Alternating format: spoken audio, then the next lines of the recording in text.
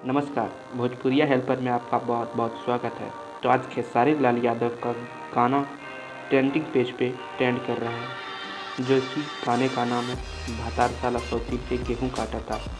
इस गाने को टिप्स भोजपुरी के ऑफिशियल यूट्यूब चैनल पे रिलीज किया गया था। इस गाने को हिट मशीन खेसारी लाल यादव ने गाया था, जिसका लिरिक्स श्याम देहाती ने दिया था और म्यूज़िक को भी श्याम देहाती ने दिया था। और इस गाने में खेसारी लाल यादव के साथ कोमल सिंह नजर आने वाली है।